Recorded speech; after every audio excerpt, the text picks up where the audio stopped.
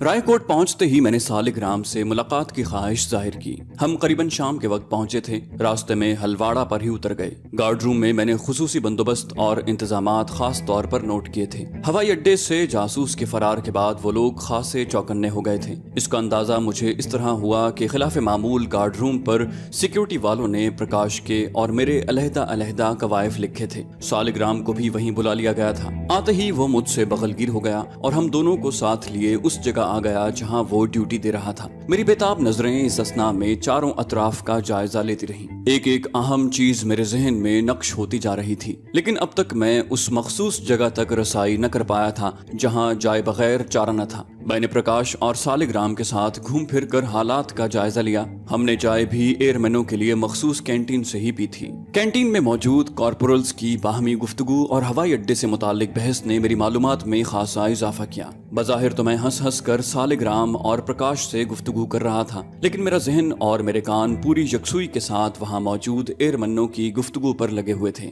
یہاں وہ لوگ بھی موجود تھے جو مختلف ہوائی اڈوں سے یہاں ڈیپوٹیشن پر آئے تھے، اور وہ اپنے سابقہ اڈوں پر کیے گئے پاکستانی کمانڈوز اور جاسوسوں سے بچنے کے لیے حفاظتی انتظامات بیان کر رہے تھے، اور ہر کوئی اس بات کا دعوے دار تھا کہ وہاں چڑیا پر نہیں مار سکتی۔ میں دل ہی دل میں ان کی خوش فہمی سے لطف اندوز ہوتا رہا۔ شام کو سالگرام کی ہوائی اڈے کی کینٹین سے خرید کردہ 4 عدد رم کی بوتلیں اپنی بغل میں دبائے ہم تینوں اکٹھے ہی واپس آ گئے۔ سالگرام کو اگلے روز دیوالی کے لیے بمشکل چھٹی ملی تھی۔ میں نے اور پرکاش نے اس کے آفیسر انچارج سے، جو ایک سکھ تھا، بڑی عاجزی سے درخواست کی تھی کہ وہ اسے دیوالی کے لیے کم از کم گھر جانے دے، کیونکہ اس کی منگیتر آئی ہوئی ہے۔ اس کے بعد کم از کم 5-6 مہینے ملاقات کا کوئی چانس نہیں۔ وہ لوگ آسام واپس چلے جائیں گے۔ یہ بہانہ بھی میری ذہنی اختراع تھی۔ جب سالگرام کو اس کے افسر نے چھٹی کی منظوری کا حکم نامہ دیا تو وہ خوشی کے مارے مجھ سے لپٹ گیا۔ اس نے مجھ سے بغل گیر ہوتے ہوئے کہا، تم تو یار بڑے کام کی چیز ہو۔ گھر والوں نے جب سالگرام کو بھی ہمارے ساتھ دیکھا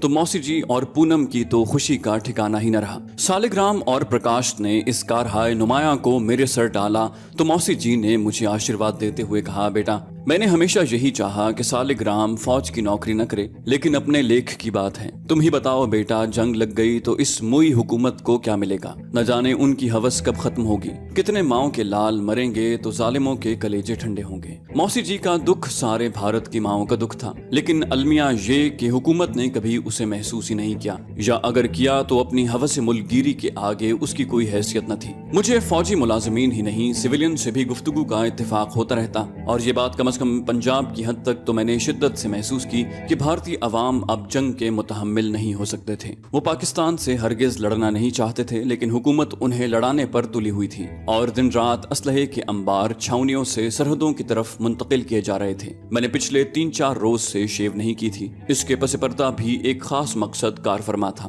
ہماری بس جب رائے کوٹ میں داخل ہو رہی تھی تو میں نے ایک مخصوص قسم کے میزائل بردار آرمی کینوائے کو وہاں سے گزرتے دیکھا۔ ایک بے چینی سی تب سے میں محسوس کر رہا تھا۔ ان میزائلوں کی ساخت اور وہ جگہ جہاں انہیں نصب کیا جانا تھا، ان سے متعلق معلومات حاصل کرنا میرے لیے بہت ضروری تھا۔ اب میں اس فکر میں تھا کہ جلد از جلد ان کا پتہ لگاؤں۔ یہاں پہلے ہی سے آرمی کے کچھ یونٹ ڈپلوائے تھے، اور شہر میں افواہ پھیلی ہوئی تھی کہ فوج نے وہاں موبائل ریڈار سسٹم قائم کر رکھا ہے۔ آج دیوالی کی رات تھی۔ سارا بھارت شراب میں غرق تھا۔ آج کی رات سے فائدہ نہ اٹھانا انتہائی بے وقوفی ہوتی۔ سالگرام اور پرکاش کو میں نے ٹرخا کر ان سے جان چھڑا لی تھی، اور انہیں ایک مشترکہ دوست کی محفل ناؤ نوش میں چھوڑ کر چلا آیا تھا۔ آدھی رات سے پہلے ان کی واپسی ناممکن تھی۔ پونم نے پوچھا، کیا آپ دیوالی بھی گھر پر ہی منائیں گے؟ ماتا جی نے بابو جی کی طرف دیکھتے ہوئے کہا، بیٹا جی آج تو خیر سے تمہارے بابو جی بھی خوش ہیں۔ وہ مٹھائی کا ڈبہ پکڑے اندر داخل ہو رہے تھے۔ انہوں نے پونم کو ڈبہ تھماتے ہوئے کہا، پونم بیٹے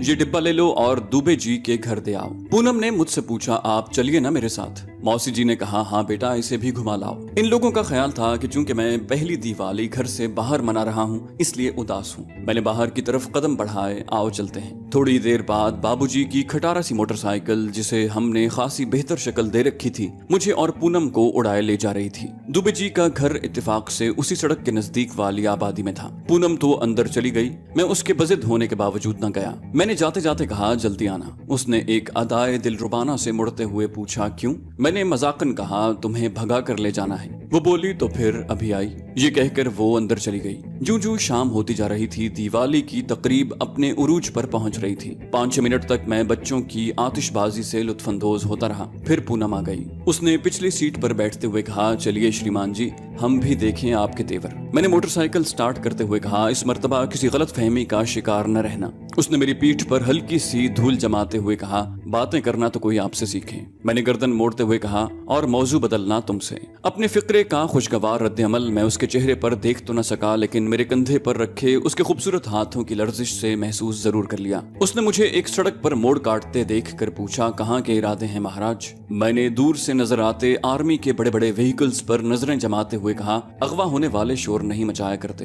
वो बोली, वाह जी, ये भी खूब धूस है, यानी गर्दन भी कटवाइए और मरहबा भी कहिए। मोटरसाइकिल मैंने रोक दी। सामने एक खूबसूरत सी पहाड़ी नजर आ रही थी जो यकीनन सैरगाही थी, लेकिन ये अजीब बात के वहाँ कोई नजर न आता था। शायद आर्मी के यहाँ डिप्लॉय होने के बाद यहाँ लोगों की आमदोरफ्त ममनू हो चुकी थी। सर्दी अपना जोबन दिखा रही थी। पूनम ने कंधे पर रखी शॉल को मजबूती के साथ अपने जिस्म पर लपेट लिया। हम दोनों हाथों में हाथ डाले उसी तरफ चल दिए जहाँ तफरीह गाह के नजदीक मुझे आर्मी के व्हीकल्स नजर आ रहे थे। गालिबन वो लोग भी दिवाली की वजह से शुगले में नोशी में मसरूफ थे। शायद इसीलिए हमें उनके इर्द गिर्द कुछ नजर नहीं आ रहा था। सड़क पर लगी लाइट्स कहीं कहीं रोशन थी, ज्यादातर बल्ब खराब थे। मैंने चलते चलते पूछा, पूनम तुम्हें मालूम है हम कहाँ जा रहे हैं? उसने मुख्तसर सा जवाब दिया, नहीं तो। मैंने उसकी तरफ मुड़ते हुए कहा, क्यों, तुमने पूछा क्यों नहीं? वो बोली, प्रकाश बाबू, बसा औकात मुझे भी तुम्हारी किसी हरकत का मतलब समझ नहीं आता। मुझे तो कभी कभी तुम्हारे हिंदू होने पर भी शक होता है। मेरा दिल अचानक उसके इस फिक्रे पर धड़का। पूनम ने एक लंबा सांस लिया और दोबारा बोली, तुम में इन लोगों जैसी बात है ही क्या? मैं शराब से उतनी नफरत करती हूँ जितनी मुझे यमराज से है, लेकिन मुझे हैरत है कि तुम हिंदू नौजवान हो और शराब नहीं पीते। तुमने अभी तक मुझे किसी गलत हरकत के लिए नहीं कहा, जबकि हमारे माशरे में मोहब्बत का आगाज ही ऐसी घटिया हरकतों से होता है। या तो तुम अगले जन्म के कोई अवतार हो जो मानस के रूप में प्रकट होकर आया है, और या फिर। मैंने उसका हाथ दबाते हुए उसका फिक्रा उचक लिया। गधा हूँ जिसे खूबसूरत लड़कियों से डीलिंग करना नहीं आती। वो बोली, बहरहाल प्रकाश बाबू, जब कोई नारी किसी से प्यार करती है तो उसे अपना शरीर ही नहीं अपनी आत्मा भी सौंप देती है। मुझे न जाने पिछले कितने जन्मों से तुम्हारी तलाश थी। मेरा आइडियल ऐसा ही था, उलझा उलझा, सबसे अलग थलग। जिस रोज पहली बार मैंने तुम्हारी दस्तक पर दरवाजा खोला था तो तुम हमारे घर में ही नहीं बल्कि खुले किवाड़ों के रास्ते मेरे दिल में आन बसे थे। मेरी तलाश मुकम्मल हो गई। मेरा धर्म है प्रकाश बाबू कि तुम कभी मेरा विश्वासघात नहीं करोगे। पूनम का लहजा बड़ा पुरएतमाद था। मैंने उसकी बातों का जवाब न दिया। वो वाकई अजीबोगरीब किस्म की लड़की थी। हम दोनों अब उन व्हीकल्स के करीब से गुजर रहे थे। सड़क के किनारे आर्मी ने पड़ाव डाल रखा था। ये सड़क एक कस्बे को जाती थी, लेकिन आमदोरफ्त न होने के बराबर थी। हम दोनों सड़क के किनारे लगे खूबसूरत बाग में एक पत्थर के बेंच पर बैठ गए। चढ़ते चांद की रात थी। सामने का मंजर बखूबी नजर आ रहा था। मेरी आंखों के रास्ते व्हीकल्स पर लदे सामान और वहाँ पहाड़ी के एक तरफ नस्ब रेडार के एंटीना की बनावट दिमाग पर नक्श हो रहे थे। ये नई किस्म का असलहा था। मुझे खुशी थी। मैंने एक खुफिया हथियार का जो भारतीय फौज के तसर्रुफ में है खोज लगा लिया था, लेकिन हैरानी हो रही थी कि आखिर इतनी अहम चीज को इतने गैर हिफाजती और नाकिस इंतजाम के साथ नस्ब करने की क्या तुक है। फिर मेरे दिमाग ने इस सिलसिले में रहनुमाई की और मैं इंडियन आर्मी इंटेलिजेंस की चाल समझ गया। इमरजेंसी होने की वजह से चूंकि तमाम आर्मी के निशानात वगैरह तो मिट्टी से छुपे ही होते हैं, इसके अलावा भी इन हालात में गन्स को बहुत अच्छी तरह कैमोफ्लाज किया जाता है। अगर उनके गिर्द खास पहरा भी लगा दिया जाता तो उस इलाके में मौजूद दुश्मन इंटेलिजेंस को शक होना लाजमी था। शायद इसीलिए उन्होंने ये तरीका अपनाया था। अगर मैं भी हथियारों की खास किस्म की साख्त पर गौर न करता तो उसे इंडिया की रिवायती फौज की कोई बटालियन समझकर नजरअंदाज कर देता। मुझसे खुशी छुपाई न जा सकी और बेख्तियार मेरे मुंह से निकल गया, तुम्हें पाकर मैंने बहुत कुछ पा लिया है पूनम। पूनम की हंसी से फजाओं में सुरीली घंटियां बजने लगी। बोली, हाँ अब जाहिर है आप फिल्मी डायलॉग ही बोलेंगे। हम वापस मोटरसाइकिल की तरफ आ रहे थे जब अचानक हमारे पीछे रोशनी का एक तूफान सा उठा। यकदम मैंने पूनम का हाथ पकड़कर किनारे की तरफ खींचा तो वो मुझसे टकरा गई। अभी इस हादसे से संभलने भी न पाए थे कि एक जीप करीब आकर ठहर गई। जीप में एक सार्जेंट और 2 सिपाही बैठे थे। शायद हमें मुश्तबा जान कर आ गए थे। सार्जेंट गालिबन हमारी असलियत जान गया था। बोला, सुनिए महाराज। मैंने उसी लहजे में कदरे शोखी से जवाब दिया, सुनाइए महाराज। मेरे दिल की हालत खुदा ही जानता था। वो बोला, इस समय यहाँ आपकी मौजूदगी और दिवाली की हसीन रात तो ठीक है, लेकिन ये माहौल प्रेम करने के लिए साजगार नहीं। उसने पहले पूनम की तरफ और फिर सामने मिलिट्री कैनवॉय की तरफ इशारा करते हुए कहा। मैंने बड़े सोगवार और फिल्मी अंदाज में जवाब दिया, डियर ऑफिसर, छोटा सा तो शहर है, यकीन मानिए कोई गोशा भी तो खाली नहीं मिला। मोहब्बत के मारे यहाँ चले आए थे, लेकिन क्या मालूम था कि यहाँ भी ये सिपाही भी कोई मोहब्बत का मारा दिखाई दे रहा था। बोला, इस मुदाखलत के लिए क्षमा कीजिए, मेरा टेंट हाजिर है। मैंने घड़ी की तरफ देखते हुए कहा, धन्यवाद आपका महाराज, अब तो चलना ही चाहिए। दिवाली मुबारक कहते हुए उसने जीप दोबारा स्टार्ट कर दी। हम दोनों ने भी एक साथ ही कहा, मुबारक हो। मैंने उसके जाते ही कहा, गधे का बच्चा, कमबख्त ने इसी वक्त आना था। पूनम ने मुस्कुराते हुए कहा, शुक्र करो कोई अच्छा आदमी था, वरना दिवाली किसी थाने में मनाते। मैंने कहा, तुम्हारा साथ हुआ तो मैं नरक में जाने को भी तैयार हूँ। मेरी बात पर पूनम बेख्तियार हंस दी और फजाओं का हुस्न दो चंद हो गया। खासी देर तक हम रायकोट में मुख्तलिफ जगह दिवाली की रात से लुत्फानंदोज होते रहे। सारा शहर शराब के नशे में धुत था। सड़क पर 2-3 मरतबा हमें नौजवान लड़कों ने घेरा और फौहश फिक्रे कस कर जाने की इजाजत दी। एक मरतबा तो मेरा खून खौला, लेकिन पूनम ने मुझसे वचन लिया था कि मैं लड़ाई झगड़ा नहीं करूंगा। अजब तूफान बदतमीजी चारों तरफ बपा था। लोग सड़क के दरमियान खड़े होकर बड़के मार रहे थे। फजा में चारों तरफ आग ही आग फैली नजर आती थी। बच्चे बूढ़े जवान सभी आग से खेल रहे थे। शहर के बाहर से एक लंबा चक्कर काट कर हम लोग घर पहुंचे। बाबूजी माताजी से कह रहे थे, अगर सारा भारत पागल हो गया है तो क्या मैं भी कुएं में छलांग लगा दूं? माताजी बोली, हरे राम, आज तो परमात्मा को याद कर लो। एक दफा सारे जीवन में मंदिर की शक्ल नहीं देखी, पंडित का बेटा और ऐसी ऐसी बातें। माताजी और बाबूजी की खुशगवार बहस बड़ी पुरलुत्फ होती थी। बाबूजी ने हंसते हुए कहा, देखी थी एक मर्तबा जब तुम्हारे साथ भागकर शादी की थी और आज तक पछता रहा हूँ। माताजी ने मौसी जी के पीछे बाहर जाते हुए कहा, बच्चों के सामने कोई शर्म कर लिया करो। पिंटू और पूनम भी उनके साथ ही बाहर चले गए। दिवाली की रात मंदिरों में खासी पूजा पाठ होती थी। अब आधी रात से पहले उनकी वापसी नामुमकिन थी। प्रकाश और सालिग्राम भी थोड़ी देर बाद आ गए और मुझे साथ लेकर चले गए। मैं तो तकरीबन घंटे बाद ही खिसक कर घर आ गया, क्योंकि ऐसी लग़वियात में इससे ज्यादा मैं हिस्सा नहीं ले सकता था। अपने कमरे में जाकर लेट गया और हवाई अड्डों के उस खास हिस्से के मुतालिक सोचने लगा जो अभी मेरी नजरों से पोशीदा था। वहां पहुंचने का खतरा मोल लिए बगैर कोई चारा नहीं था। मेरा ज़मीर मुतमईन था। मैंने पूनम की मोहब्बत को अपने फराइज के दरमियान दीवार नहीं बनने दिया था। काम बड़ी अच्छी रफ्तार के साथ महफूज तरीके से अंजाम पा रहा था और मैं अपने वतन के लिए भारतीय इंटेलिजेंस के बिछाए जाल को तोड़कर अहम इत्तलात हासिल कर रहा था। ये इत्तलात मेरे वतन बड़ी हिफाजत और उजलत के साथ पहुंच रही थी। दिवाली की रात किसी को सोना किस्मत से ही नसीब होता है, क्योंकि सारी रात पटाखों की आवाजें जान को आती रहती हैं। लेकिन मेरी आंख सुबह जल्द ही खुल गई। चारों तरफ शोर बरपा था। इर्द गिर्द के वो मंदिर और गुरुद्वारे जहाँ सिवाय पुजारी के और कोई घुसने का नाम भी नहीं लेता था, वहाँ भी कानों के पर्दे फाड़ देने वाले भजनों की आवाजें आ रही थीं। शहर के लोग सारी रात जागते रहे थे और आतिशबाजी भी मुसलसल होती रही थी। पूनम ने प्रकाश का और मेरा कंबल उठाकर एक कोने में फेंकते हुए कहा, दिवाली मुबारक। दिवाली आई भी और गुजर भी गई। पूनम की कोई बात मेरे लिए और मेरी कोई बात बज़ाहिर उसके लिए पुरानी नहीं थी। हम दोनों ने एक दूसरे को इस असना में अच्छी तरह जान लिया था। इकट्ठे जीने मरने के पैमान बांध लिए थे। मुझे उसके कॉलेज और दौरान तालीम फारिग पीरियड्स का पूरा इल्म हो चुका था। पूनम ने मुझसे वादा लिया था कि मैं लुधियाने में उसे रोजाना मिला करूंगा। लुधियाना पहुंचने के दूसरे ही रोज एक पैगाम मेरा मुंतजर था